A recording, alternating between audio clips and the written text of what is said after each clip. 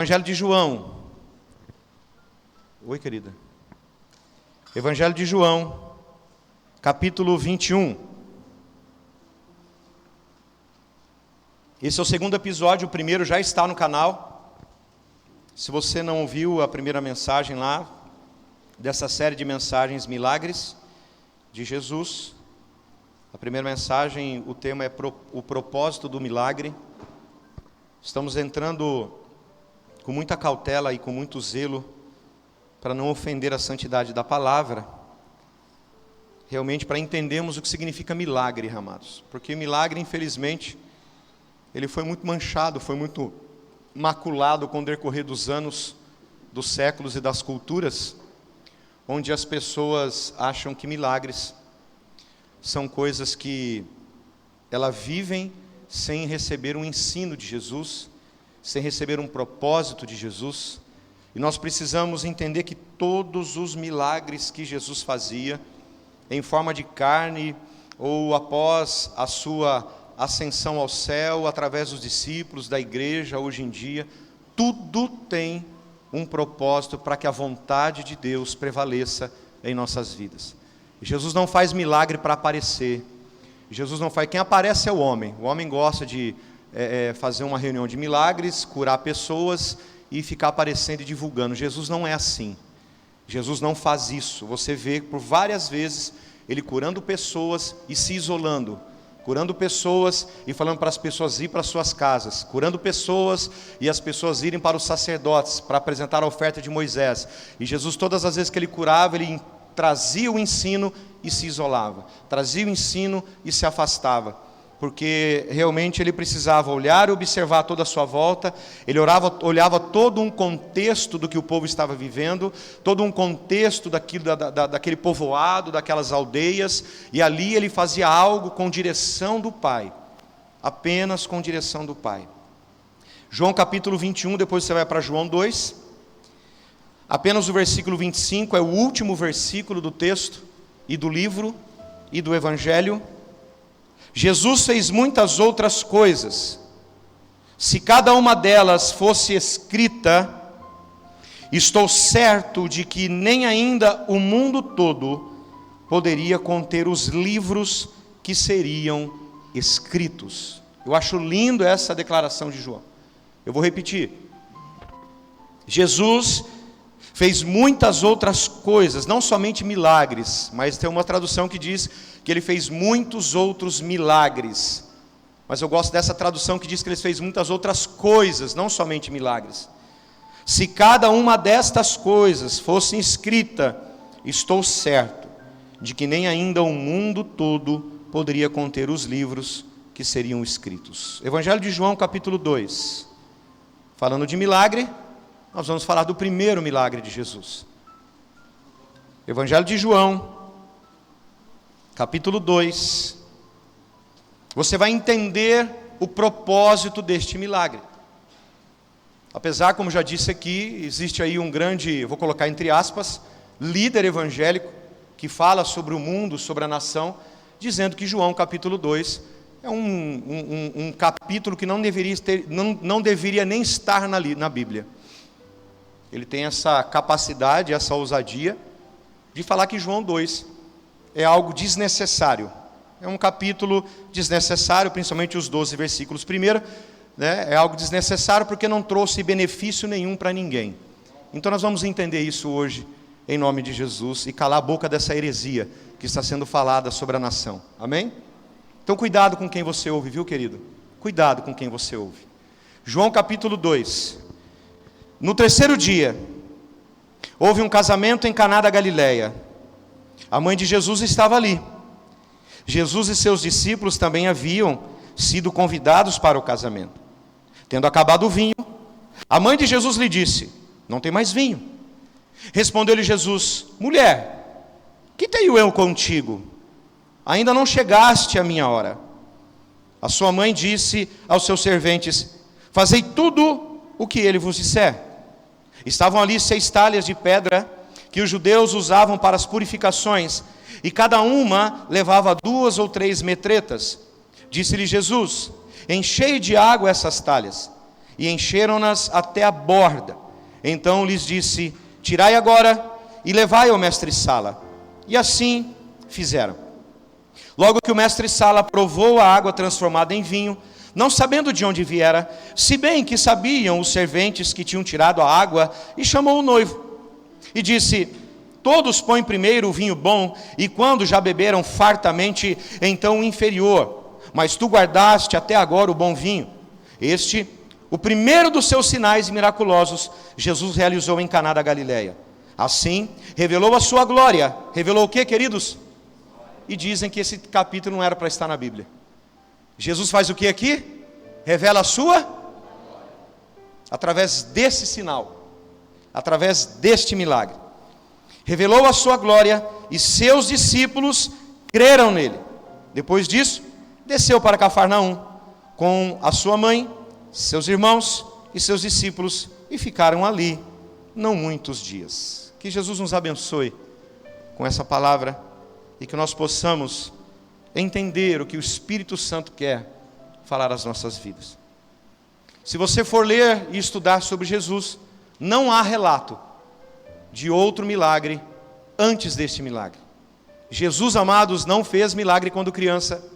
Jesus não fez milagre quando adolescente. Jesus não fez milagre no início da sua juventude. Jesus começa a fazer milagres a partir de agora. Porque as pessoas muitas vezes nos perguntam: pastor, mas Jesus viveu 30 anos na terra fazendo o quê? Nada? Sendo gente como a gente. Aprendendo, sendo educado, sendo realmente treinado, trabalhado numa profissão. Um homem, porque a Bíblia diz que é um homem que, um Deus que se fez carne habitou entre nós, e se Ele habitou entre nós, Ele precisava fazer o que nós fazíamos ou fazemos. Viver uma vida normal, viver uma vida comum. Jesus fazia xixi, Jesus fazia cocô ou não? Sim ou não? Sim. Por que não? Jesus pode ter tido febre quando criança. Eu estou dizendo que Ele pode ter porque a Bíblia não fala. Então o que a Bíblia não fala, eu não dou ouvidos. Mas entendendo a natureza humana de Jesus, entendemos isso. Foi educado na sua cultura judaica, foi ensinado pelos seus pais, a lei, as leis ou a Torá foi ensinada para ele, porque a criança, quando é pequena, até no início da sua adolescência, ela é ensinada pelos pais, depois ela vai para o templo, um rabino pega a criança, né, o adolescente. Não tem adolescente na cultura judaica, é criança e jovem, né? Aliás, perdão, não tem jovem e adolescente, é criança e adulto. O judeu ele fica adulto muito cedo. Então depois de um tempo ele vai para o templo, um rabino pega e ensina a Torá, e ele começa depois de alguns anos da sua vida, mais ou menos com 50 anos de idade, o judeu começa a ensinar outra pessoa. E ele foi passando por todo esse processo. Então não há relato, não fica conjecturando coisas onde não há na Bíblia. O que a Bíblia não tem voz, eu não posso ter ouvido. O que a Bíblia não afirma com certeza, eu não posso ficar dizendo com clareza. Mas eu sei que não há relatos em que Jesus, antes disso aqui, Ele fez milagres. Por quê? Porque a Bíblia está dizendo. O que a Bíblia está dizendo? Este foi o primeiro, acabou. Então não precisamos ficar respondendo coisas que o próprio texto está respondendo. Estou dizendo porque pessoas me perguntam. Pessoas nos perguntam quando estão começando a aprender a Bíblia. Não, queridos. Ah, não, Jesus ressuscitou um passarinho.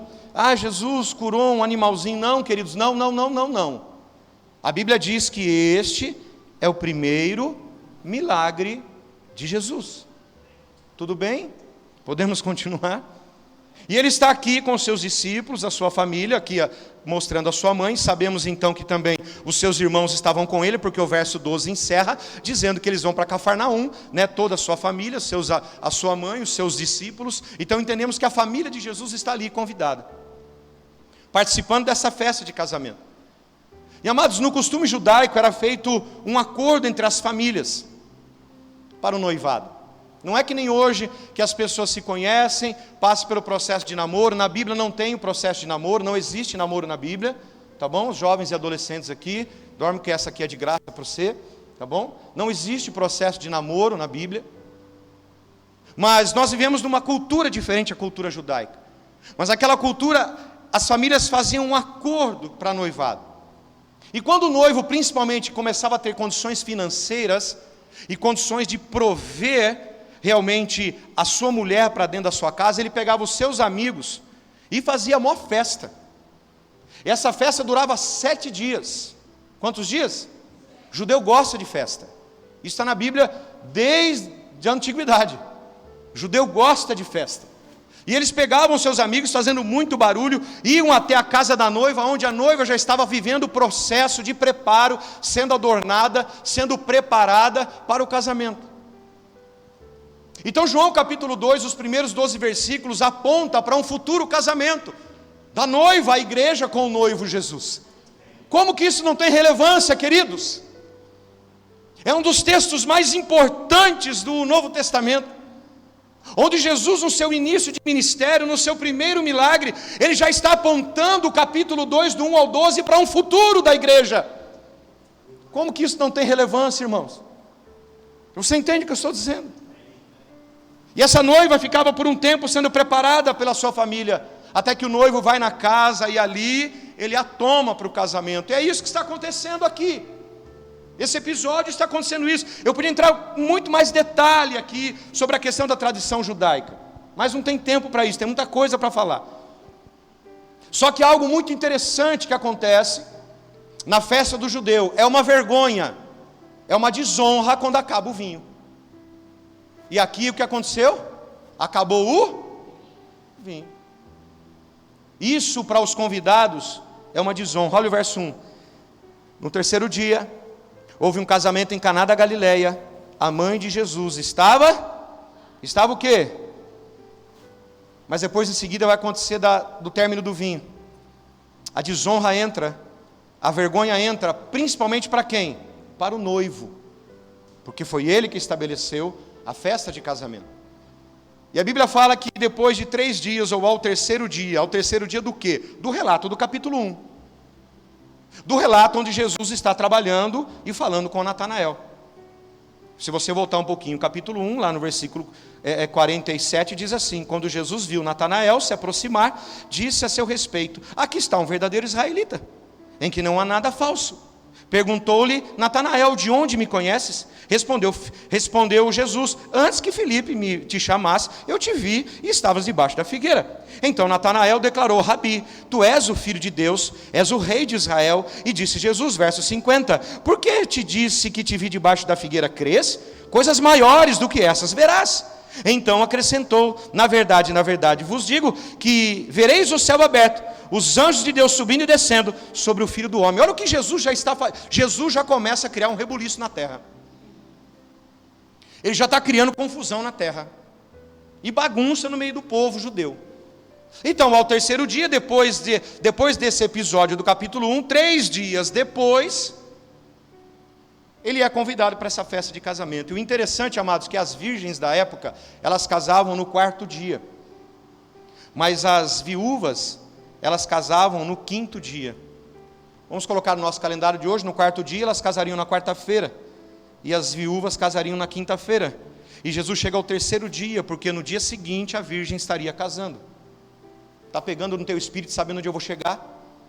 Com um texto que tem relevância profunda para nós. Entenda isso, em nome de Jesus. Ele sai de Nazaré e vai para Caná de Galileia, mais ou menos 13 quilômetros, uma cidade da outra. Caná de Galileia é uma cidade romana, uma cultura, porque ele estava falando com Natanael. Olha o versículo 2. Jesus e seus discípulos também haviam sido convidados para o casamento. Jesus e seus haviam convidado para quê? Amados, o cristianismo, quero falar 2 coisas aqui. O cristianismo, ele nos dá liberdade sim, queridos, aos prazeres da vida. Vamos quebrar a religiosidade que agora em nome de Jesus.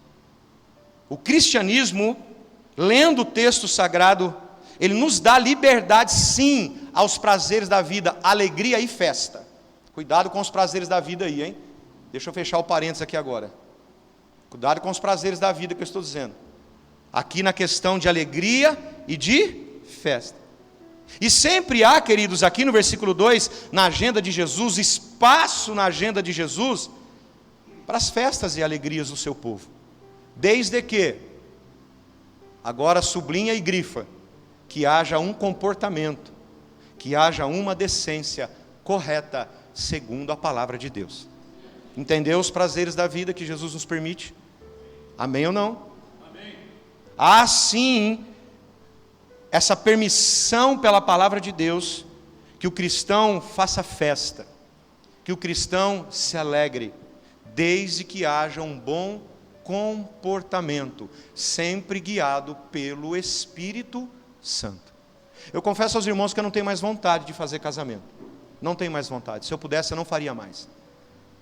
Porque acaba-se um casamento, vai-se para a recepção, e meu Deus do céu, tem recepção que parece recepção do mundo, nem parece que você acabou de casar crente. Nem parece que você acabou de casar crente, você deu a bênção sobre o casal, você abençoou a família, e quando vai para a recepção, Jesus, só o sangue do Cordeiro derramado. Então eu confesso aos irmãos que às vezes dá um pouco de preocupação. E Jesus estava dentro de uma festa, onde havia um bom comportamento. Um comportamento correto, senão ele não estaria ali. Ele não estaria ali, ele tinha ido embora. A segunda coisa que eu vejo no versículo 2, é que Jesus, ele principalmente está aprovando a instituição do casamento. Jesus está aqui chancelando a instituição do casamento. Fora do casamento é pecado. Fora do casamento não agrada o coração de Deus. Jesus está realmente aprovando. Põe para mim aqui Hebreus capítulo 13, versículo 4. Se você quiser abrir. E eu mostro para você o que o autor de Hebreus está dizendo. Por que eu estou dizendo sobre o casamento? Porque nós estamos falando sobre um casamento. Jesus faz milagre dentro de um casamento, você vai entender os princípios disso. Sejam honrados entre todos o matrimônio e a pureza do leito conjugal, pois Deus julgará os imorais e os... Olha o que a minha tradução diz: digno de honra entre todos seja o matrimônio, bem como o leito conjugal sem mácula, porque Deus julgará os impuros e os adúlteros. Deus vai fazer o que, irmãos? Julgar. A igreja aqui representada pela noiva, o noivo representado por Jesus, e ele confirmando, aprovando e validando o casamento. Olha o versículo 3, eu estou explicando o texto para depois aplicar com você, porque uma das leis da hermenêutica é essa: leia o texto, explique o texto e aplique o texto. Então estou já ali com você, estou explicando com você, dentro de uma cultura judaica, e eu vou aplicar para você para os nossos dias de hoje. Essa é uma lei da hermenêutica e uma lei de um sermão expositivo. Então estou expondo todo o texto para você entender que há muita relevância nesse capítulo 2 e que ele deve ser muito considerado, apesar de muita gente dizer que não. Entenda isso. Olha o verso 3. Tendo acabado o vinho, a mãe de Jesus lhe disse: não tem mais? Quem disse para ele? Quem disse? Agora nós não podemos afirmar o que eu vou dizer, mas alguns estudiosos dizem que a mãe de Jesus estava responsável por alguma coisa ali na festa. Para ela chegar até Jesus e dizer assim: olha, acabou o vinho. Dá-se a entender, alguns estudiosos, que ela tinha alguma responsabilidade ali no casamento, e ela percebe essa falta de vinho, sabendo que é uma desonra e uma vergonha para o noivo, ela se antecipa e vai até Jesus. O texto também, algo interessante que às vezes a gente não percebe, não menciona José. Que José? O Zé, pai de Jesus, porque dá-se a entender que José já havia falecido. Hã? Bem mais velho, muito mais velho, quando ele casa com Maria, uma jovem. O velho pegou uma menininha. Entendeu? É, bem assim mesmo, ele era muito mais velho. Então dá-se a entender, Jesus com 30 anos aqui, dá-se a entender que esse homem já havia falecido. E Jesus, como irmão mais velho, Jesus era o irmão mais velho dos outros irmãos ou não? O irmão mais velho dos outros irmãos, ele era responsável de fazer algo para aquela festa, resolver o problema da festa. É assim que alguns estudiosos entendem, Jesus tinha que resolver. Maria, dá-se a entender, era responsável por alguma coisa, o Zé já havia morrido, e sobrou para quem? A encrenca. Para ele, o poderoso que resolve encrenca. Porque Jesus estava no casamento, e aonde Jesus está, as coisas começam a acontecer.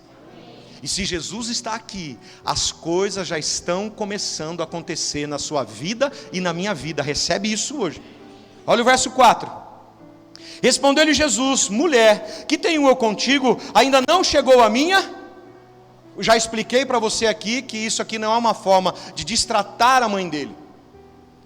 Quando ele diz mulher, a cultura nos ensina que é uma forma honrosa. Jesus nunca desrespeitou a sua mãe. Nunca desrespeitou a sua mãe. Pelo contrário, Jesus sempre foi obediente aos seus pais. Lembra quando Jesus, eles vão até o templo uma vez por ano. Eles levam Jesus para ser apresentado logo após o seu nascimento. E depois de um dia, a mãe de Jesus, e vai todo mundo embora. Um dia de caminhada, irmãos. Maria não percebeu que estava sem Jesus, ó. Agora fique imaginando comigo e com você. Nós que somos pais. A gente desespera quando os nossos filhos não estão perto de nós, principalmente quando criança. Sim ou não? E Jesus era uma criança na época. E todo aquele povo volta para a sua terra natal, depois de um dia percebe que Jesus não estava lá. Aí você para pensar assim: Maria andou um dia sem a presença de Jesus. Quantos dias muitas vezes você anda sem a presença de Jesus? No seu dia a dia. Você nem percebe, muitas vezes, que está sem a presença de Jesus. E de repente ela volta, ele está no templo, ouvindo, ensinando, ouvindo, ensinando. E a Bíblia diz que ela fala com o menino e fala assim: mas isso aqui é profecia, já era para estar aqui, você não sabia que era para estar aqui. Mas a Bíblia diz assim: e Jesus foi com ele, porque Jesus era obediente. Jesus era o que, irmãos? Criança, adolescente, jovem que não obedece pai e mãe, tem que levar um pau. Mas bem dado. Mas muito bem dado. Muito bem dado. Não alisa não, irmão. Não alisa não. É maldição para a tua vida, você que não obedece e não honra seus pais. Tem muito adolescente. Cadê os adolescentes jovens? Fica de pé agora. Agora, todos. Todos. Fica de pé, eu estou mandando. E quando eu mando, vocês obedecem. Se não obedece pai e mãe, vai me obedecer. Honrem seus pais. Obedeçam seus pais. Porque há um mandamento com promessa. Se vocês não obedecerem e não honrarem, os seus dias serão ceifados na terra. Pode sentar agora. Se desonrou, pede perdão depois. Ainda bem que não está sendo transmitido hoje. O negócio é com nós aqui agora.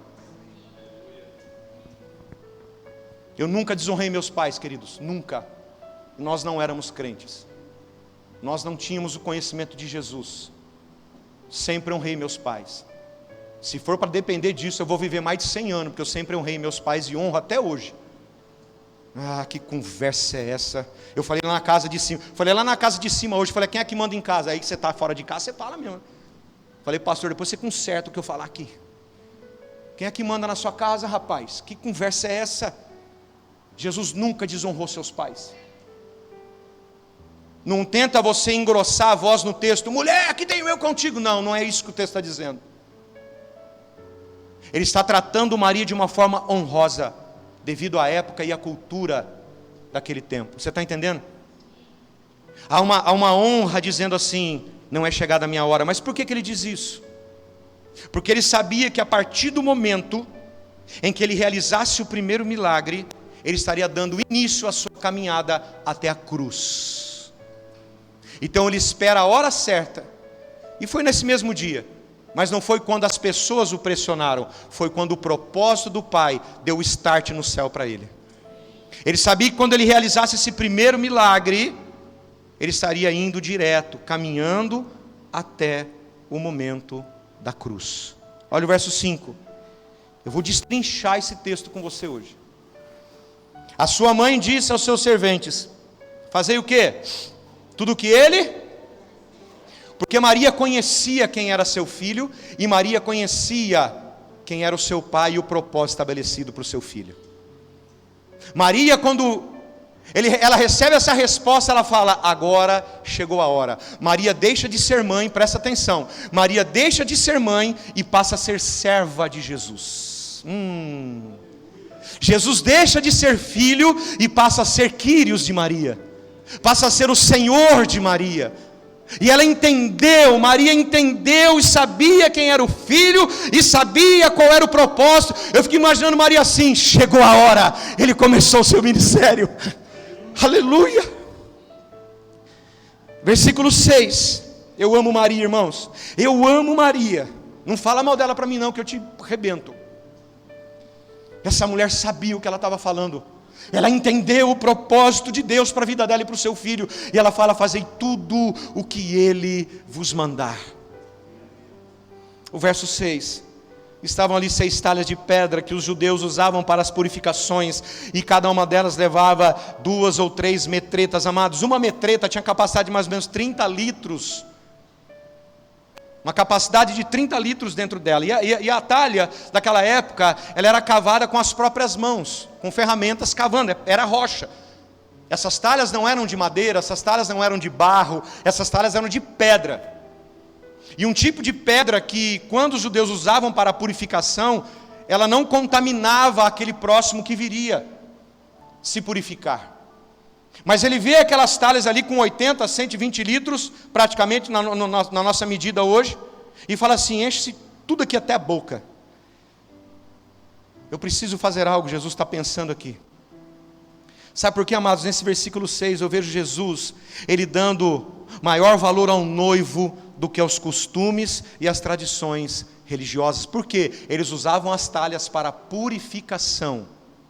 Jesus não se importa com o costume religioso. Jesus estava se importando com o noivo da festa, com a importância que existia naquela festa. Ele não está preocupado com os costumes e tradições, mas Jesus está preocupado com as pessoas que seriam envergonhadas e desonradas. É isso que Jesus, quando Ele olha para nós, Ele se preocupa em que nós não sejamos envergonhados e desonrados.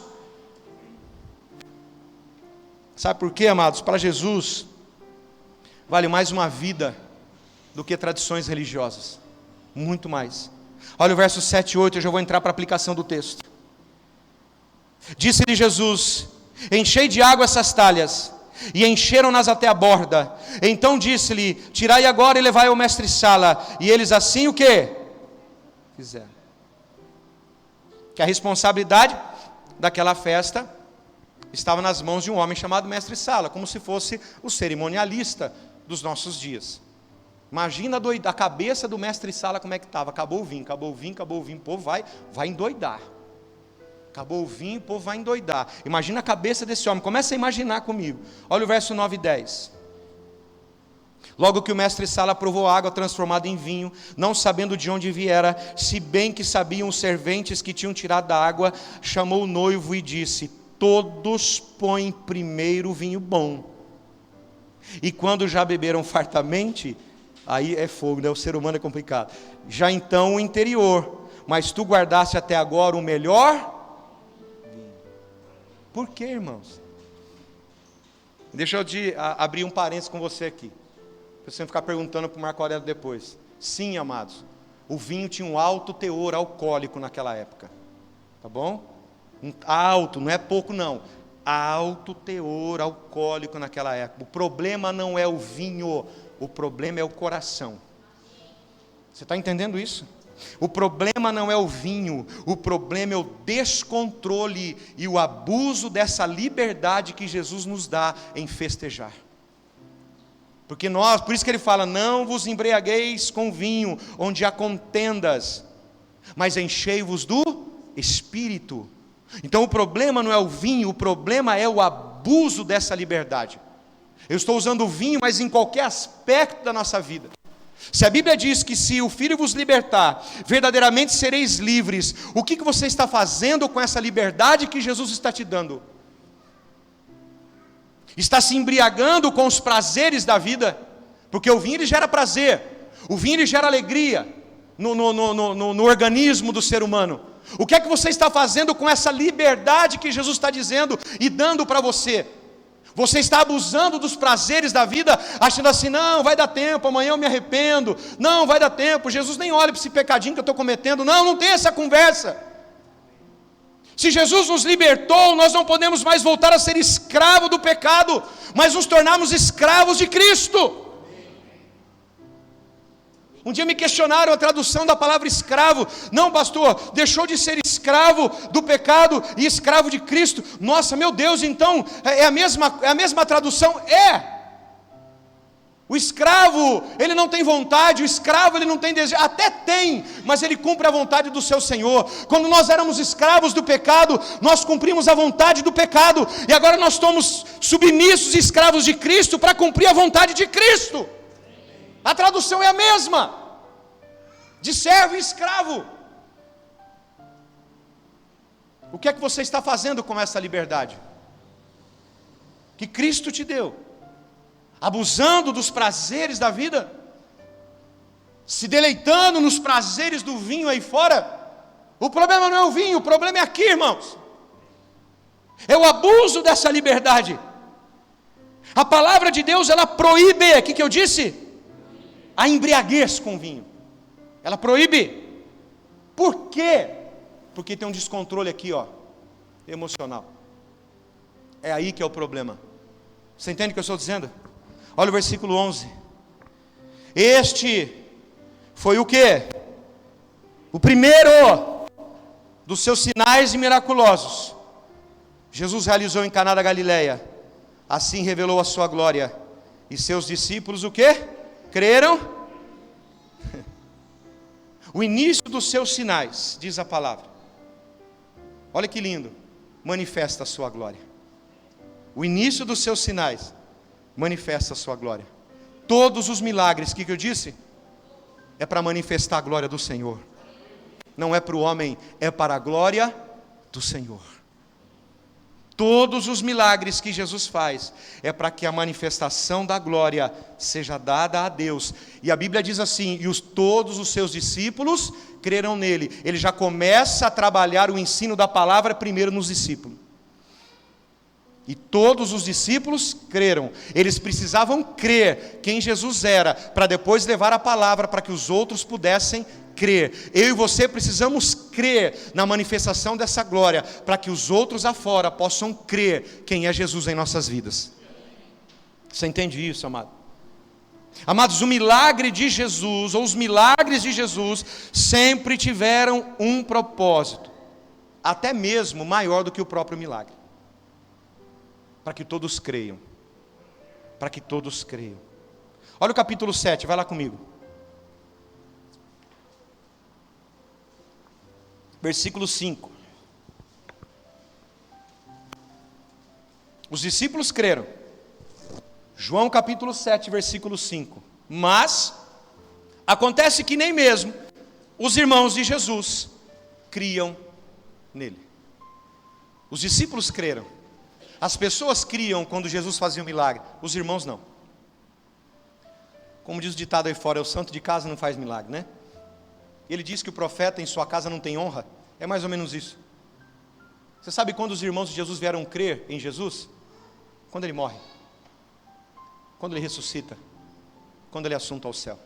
Os seus irmãos de sangue começaram a crer em Jesus. Até então ninguém creu. Vai entendendo isso? Agora eu quero começar a pregar. E vamos aplicar tudo o que nós explicamos.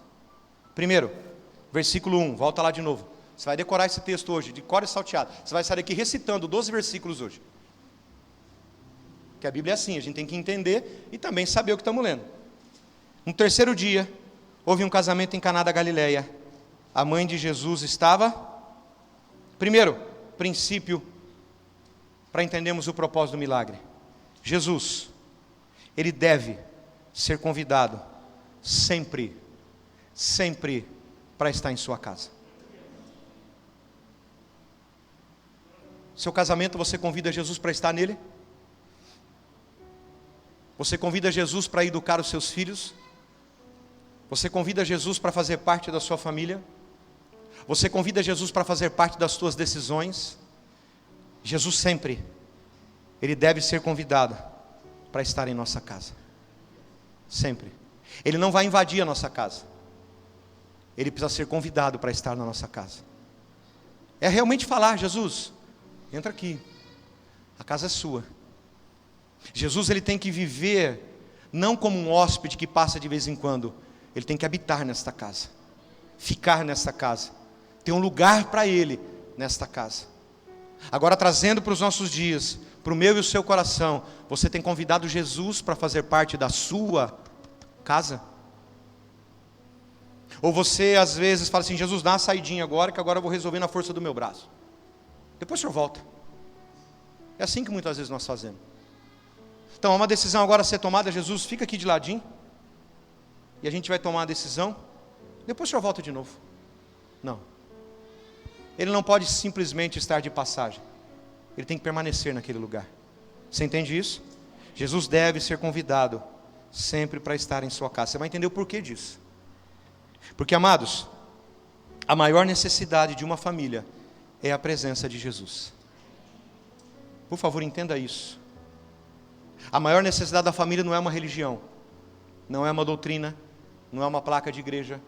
A maior necessidade de uma pessoa, de uma família, é a presença de Jesus.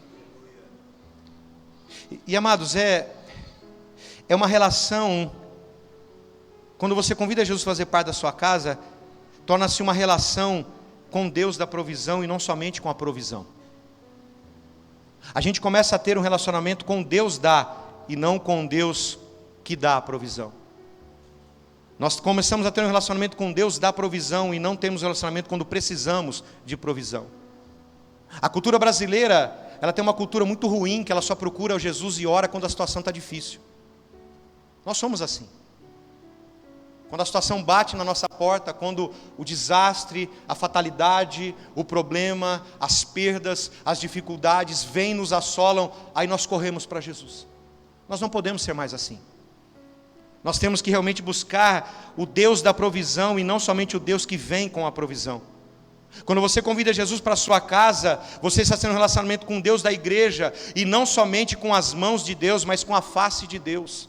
Por isso que Deus fala, no final da vida de Moisés, fala assim: olha, Moisés foi um homem que teve um relacionamento com Deus face a face, um relacionamento íntimo com Ele. Quando a situação aperta, pastor, ora por mim, pastor não sei o que, isso, aquilo, dá vontade de falar assim: ora você, busca você. É assim, irmãos. A Bíblia diz que Daniel, ele tinha o hábito de orar 3 vezes ao dia. Quantas vezes ao dia? Que vergonha para nós. Isso é uma vergonha, se nós cremos nesse Deus da Bíblia. E quando ele é lançado na cova dos leões, ninguém toca nele. Por quê? Havia um memorial diante de Deus, irmão. Hoje ninguém come, e ninguém comeu, não tocaram nele. Quando ele ficou sabendo do edito do rei, ele não desesperou, ele foi para casa orar. Ele sabia que ele ia ser lançado na cova, ele já sabia, mas ele cria no Deus da provisão. Só buscamos a face de Jesus quando precisamos de milagre. Mas eu disse semana passada e repito, nós não precisamos ficar buscando milagres, nós temos que andar pelos milagres. Porque milagre não é uma essência, milagre é uma pessoa, e essa pessoa chama-se Jesus. Você entende isso? Você vai aguentar mais 8 para frente ainda, eu falando desse negócio? Tem mais 8 para frente ainda, esse é o 2º episódio. Amados, tudo que a família precisa é da presença de Jesus. Por isso que essa família já começou certo, já começaram certo. Eu fico imaginando esse casamento aqui dando certo até hoje. Deu certo até hoje, estão casados até hoje, esses 2 aqui. Por quê? Convidou Jesus para fazer parte desse casamento. Olha o 2º ponto, versículo 2. Versículo 3. Tendo acabado o vinho, a mãe de Jesus lhe disse: não tem mais? Mesmo quando Jesus está presente na sua casa, mesmo quando Jesus está presente na sua família, pode sim, amados, acontecer alguns dissabores, imprevistos e aflições. Você pensa que não? Que cultura é essa que nós aprendemos? Que evangelho é esse que nós vivemos? De que crente não tem problema? De que crente não fica doente? Você viu nessa pandemia quantos crentes morreram? Gente morrendo diariamente. Crentes, homens justos, mulheres justas, que o Senhor recolhe de volta para casa. Quem disse isso para você? Mesmo Jesus fazendo parte desta família, pode acontecer imprevisto sim. Pode acontecer alguns dissabores, sim, e muitas aflições, porque o próprio Jesus disse em João 16:33: no mundo tereis aflições, mas tem bom ânimo, eu venci. Fala para quem está perto de você, ele venceu, irmão. Amados, a vida cristã não está isenta de problemas, a vida cristã não está blindada de decepções. Vamos passar por muitas delas, Jesus passou. Terceiro ponto, versículo 4 e 5. Respondeu-lhe Jesus: mulher, que tenho eu contigo? Ainda não chegou a minha hora. A sua mãe disse aos serventes: fazei tudo o que ele vos disser. Jesus foi convidado para a sua casa, não foi? Se Jesus está na sua casa, mas alguns dissabores imprevistos acontecem, leve os seus problemas para quem pode resolver seus problemas. Entende isso? Leve para Ele. Ele não faz parte da sua casa? Sim ou não? Você não chamou para dentro? Chamou ou não? Ou está para fora? Ou quando você ora assim ainda: Jesus, eu entro em tua presença. Por quê? Você estava fora? Não ora mais assim não, irmãos. Se você vive na presença dEle, você não precisa mais orar: Jesus, eu entro na tua presença. Jesus, me dá permissão para entrar na tua presença. Então quer dizer que você está fora. Agora, se Ele habita dentro de você, Ele faz parte da sua vida, não ora mais dessa maneira. Jesus, diante da tua presença estou, então vamos lá. A situação está pegando aqui, Jesus, ó. Está estreitando o caldo aqui. O negócio está entornando para o meu lado. O Senhor faz parte da minha casa. O dissabor chegou. Eu vou levar para quem, irmão? Para Ele. Porque Ele pode resolver o seu problema. Estou dizendo que Ele vai, Ele pode. Se Ele quiser, Ele faz. E se Ele não quiser? Ele faz. Se Ele fizer, Ele é Deus. E se Ele não fizer, Ele continua sendo Deus. Entenda isso. Só que nós vivemos essa cultura murmuradora. Os nossos problemas não devem ser motivos de murmurações, mas motivo de intercessão. Grava isso. Os nossos problemas. Posta aí no seu Facebook essa frase aí amanhã. Pode pôr você lá que postou e disse essa frase. Os nossos problemas não podem ser motivos de murmurações, mas de intercessão. Jesus, o problema está aqui, eu sei que o Senhor está vendo, mas eu estou aqui, ó, e eu não vou sair daqui enquanto eu não ser cheio da tua presença, não viver pela tua graça. Os nossos problemas não podem ser motivo de murmuração, queridos. Você entende isso? Quarta coisa, versículos 6 e 7. Estavam ali 6 talhas de pedra que os judeus usavam para as purificações, e cada uma levava 2 ou 3 metretas. E disse-lhe Jesus: enchei de água essas talhas, e encheram-nas todas até a borda.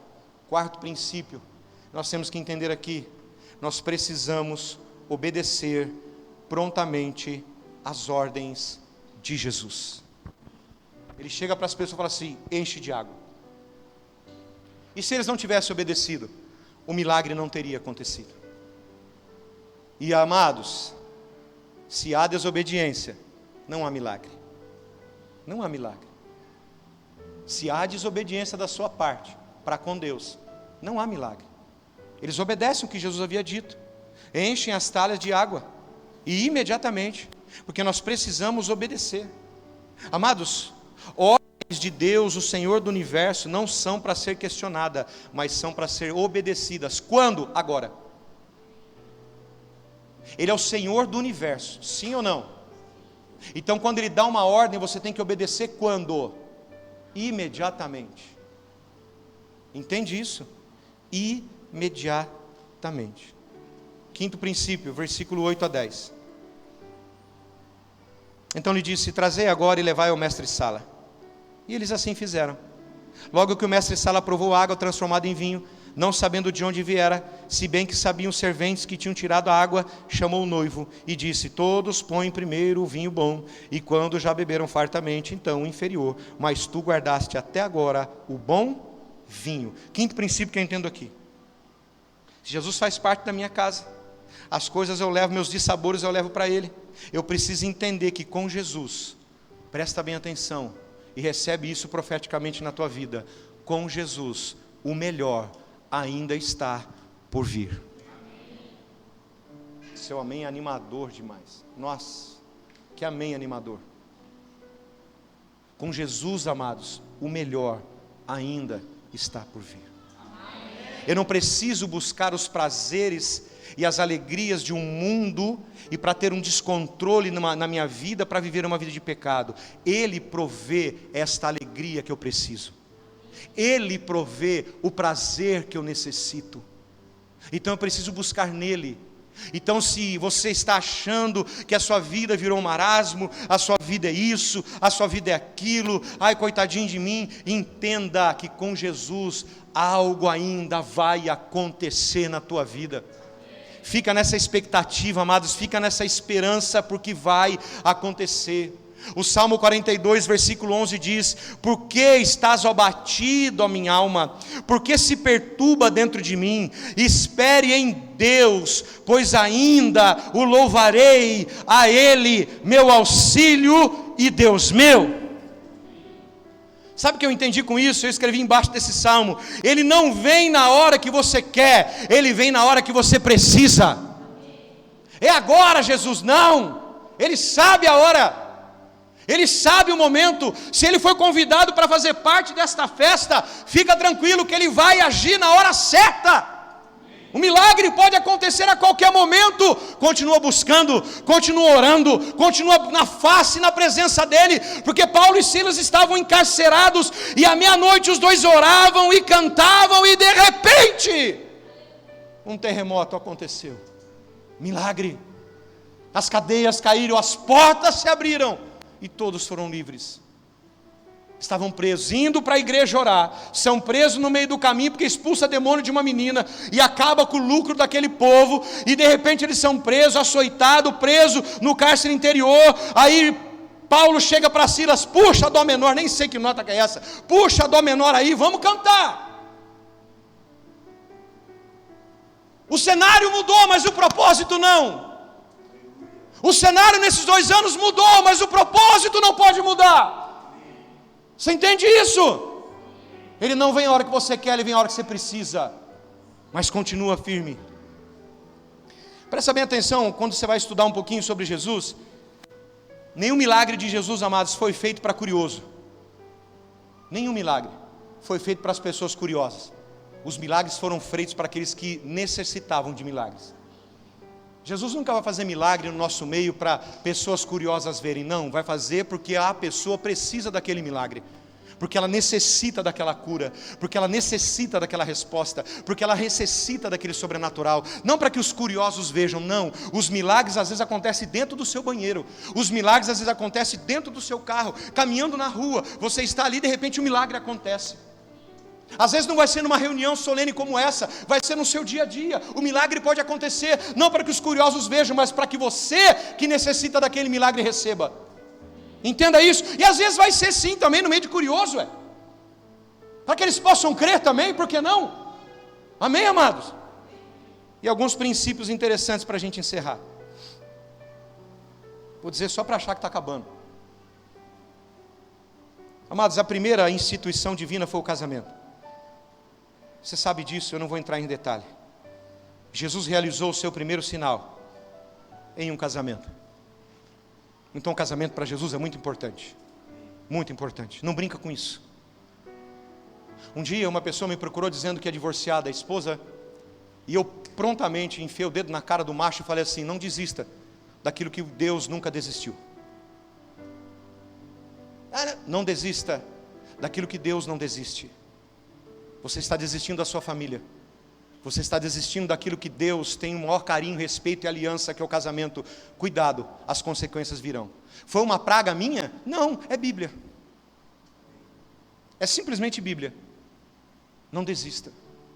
Deus leva muito a sério. Mas por isso que eu falo para os meninos: não casa, velho. Não casa, depois que casou, acabou. Acabou. Agora é até o fim. Não é, tia Cláudia? Até o fim. Até o fim. Entenda que essa igreja é uma casa que trabalha com família, senão nós tínhamos que rasgar essa placa. Nós levamos muito a sério a instituição família. Muito a sério. Muito a sério. Nós levamos muito a sério a instituição família. Outra coisa interessante que você aprende nesse texto: Jesus não transformou pedras em pães para satisfazer Satanás, lembra? Eu lembrei disso. Se és filho de Deus, Transforma essas pedras em pães. Mateus 4, Lucas 4. Jesus, ele não transformou as pedras em pães para satisfazer Satanás, mas ele transformou água em vinho para ajudar o noivo. Ele fez um milagre naquela casa para suprir a necessidade daquele povo. Mas para Satanás ele não fez não, porque ele não tem nada com o diabo. Você está entendendo? Outra coisa que eu aprendo aqui, eu puxei lá atrás, o primeiro milagre de Moisés foi o que, irmão? Você lembra? O primeiro milagre de Moisés? Deus fala assim para ele, vá até o rio Nilo, coloca e o rio vai transformar em quê? As águas vão transformar em quê? Sangue. E o primeiro milagre de Jesus foi o que, irmãos? Transformou água em sangue, vinho. Moisés já estava apontando para quem, queridos? Você não entendeu ainda. Moisés lá atrás estava apontando para quem? Moisés ali é a tipificação de Jesus. Ele é a figura de Jesus. Porque já estava apontando para esse milagre, e apontando para um sangue que seria derramado na cruz do Calvário pelos nossos pecados, e nos trazendo o maior milagre, chamado salvação. Porque Jesus ali, o Senhor através de Moisés, começa a operar as pragas do Egito, para trazer libertação e salvação ao seu povo, apontando para Cristo no futuro, quando ele derramaria o seu sangue. E a Bíblia diz que quando o sangue acaba, espeta a lateral, sai água. Eu podia entrar nesse detalhe agora aqui com você, juntar com Ezequiel 47, essa água saindo da costela de Jesus. Mas eu não vou entrar nisso agora. Isso dá um trem doido, irmãos. Essa água saindo da lateral de Jesus, eu estava estudando, isso dá um trem doido. Se eu entrar em Ezequiel 47, você pira.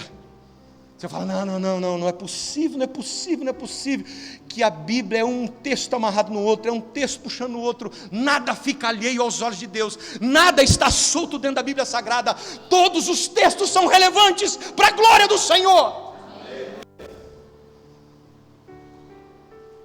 Fica de pé comigo. Sabemos as propriedades da água. É algo interessante. Não tem sabor, não tem cheiro, não tem cor. Pelo menos não é para ter, né? De Paulínia tem cheiro, tem cor, tem gosto. Mas vamos lá, deixa para lá. Jesus transforma água em vinho, queridos. Por quê? A água que era sem sabor passa a ter um sabor incomparável. A água que não tem cheiro passa a ter um cheiro incomparável. A água que não tem cor passa a ter uma cor incomparável. Sabe o que eu aprendo aqui? A nossa vida com Jesus tem mais sabor, tem mais cheiro e tem mais cor. Feche seus olhos e vamos orar. Segundo episódio da minissérie Milagres de Jesus. Eu sei que eu falei muito aqui, muita informação, mas a mensagem vai estar no canal para você compartilhar com alguém, ouvir e ser ministrado de novo. Tem muita coisa boa naquele canal, irmãos. Muita coisa boa, muita coisa boa. Divulgue a palavra de Deus. Espírito Santo, eu quero te bendizer, Senhor, e te louvar.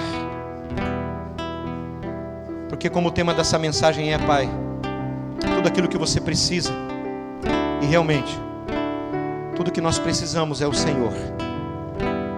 Tudo vem de Ti, e devolvemos apenas para Ti o que veio das Tuas mãos. Obrigado porque o Senhor é aquele que ainda continua operando milagres. O Senhor é aquele que continua operando maravilhas, sinais, prodígios. Espírito Santo, eu gostaria, enquanto as meninas ministram aqui, os meninos, você fechasse seus olhos e orasse ao Senhor. Porque Jesus é tudo o que nós precisamos, amado. Se há alguma área da sua vida que ainda está com uma falta de sabor, um cheiro, uma cor, Jesus está aqui. Se há alguma área da sua vida ainda que você está desfrutando dos prazeres do mundo, se embriagando com o vinho do mundo, eu quero te convidar para você se embriagar do Espírito nessa noite.